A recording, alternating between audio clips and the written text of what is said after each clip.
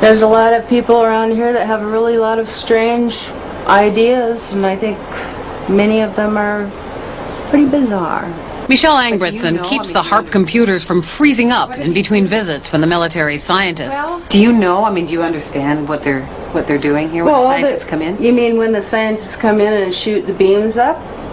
Yeah, they're shooting the beams up, and I think that heats a little small space in the ionosphere, and then you've got guys that are sitting on computers, and you've got people putting up weather poles that measure weather and everything like that. I mean, there's something spooky going on here.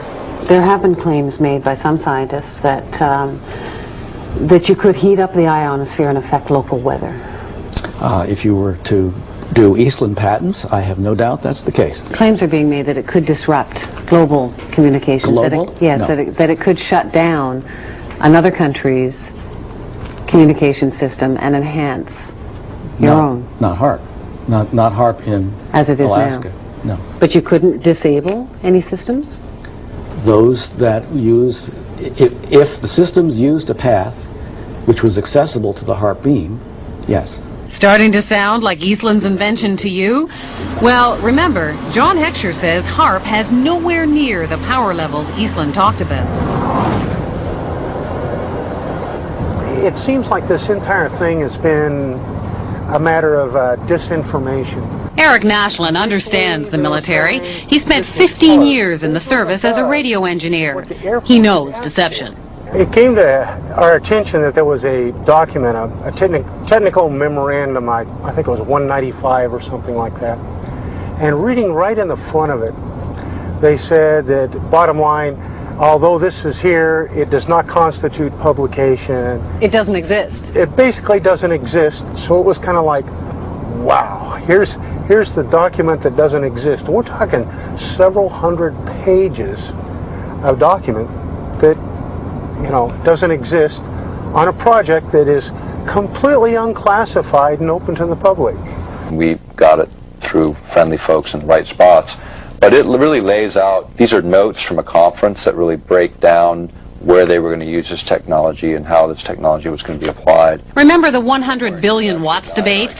Well, for Nick Begich, this document was pay dirt. And in the document that we uncovered, the actual desired level of these researchers is 100 billion watts, and there we're talking something closer to the order of what Bernard Eastland envisioned. You must be familiar with Technical Memorandum 195, which talks about a desired level of 100 billion watts. Which memorandum? Technical Memorandum 195. I'm not familiar with that number. Well, it's about 600 pages, and it's. I mean, you may not acknowledge it because it hasn't been published, but it exists. I've seen it. I don't know what Technical Memorandum 195 is, because I haven't seen it. This is a published document. It's non-released. And it's the word games that John Heckscher plays and the word games the United States military plays, and it's the word games they continue to play, and those are the things that need to end. Zap incoming missiles, disrupt global communications, and engineer the weather. And ready? There's one more. Some people believe the technology being tested here could be used for sinister projects involving humans. Radio waves messing around with people's brain waves. And guess what? The military denies this one, too.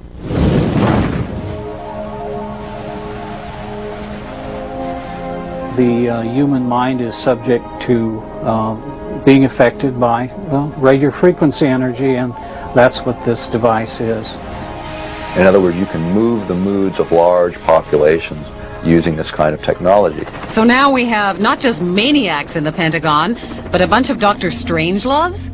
Pretty weird stuff. But scientists have been experimenting with radio frequencies on animals' brains for decades. And the military has followed it all very closely, especially once it found out the Russians were onto it. It was all kept a deep, dark secret by the two superpowers. Back in the 60s, the Soviets began zapping the American embassy in Moscow with a low-frequency beam. No one knows for sure what they were up to, but one theory is that they were trying to mess with people's central nervous systems. And one report did say the diplomats got depressed a lot. And hey, just think of all the nifty applications against the enemy. Why blow people up when you can drive them crazy? From documents dating back into the early 80s, we see that the military had discussed the possibilities of mind control through radio frequency energy. The possibility is there. The military has studied it. A 1982 Air Force report called radio frequency energy a major new research initiative and said that RF can, quote, disrupt normal purposeful behavior. A 1987 military report called for more research on RF energy as a non-lethal weapon, while pointing out that most of the existing technology is classified. And sure enough, in 1993, there was a big conference at Johns Hopkins University. Here, the entire conference was classified. But the agenda wasn't, and weapons using extremely low radio frequencies, or ELFs, were listed as a very attractive option. Is it just a coincidence that there's been all of this talk and that HAARP will be experimenting with this? Is that all just coincidence? I believe the ability of ELF to affect the mind is a side issue for us. It may be real. I can't say. It's been exceedingly difficult to find information on what is supposed to be a major new initiative of the military. All we see is HAARP. Well, then I'm being kept in the dark, if that's the case. The question is, could they, would they? And we believe they can, and we believe they will. Somewhere, at some point, all of this technology merges at some level within the Pentagon, and it happens to be in Alaska, and it happens to be now.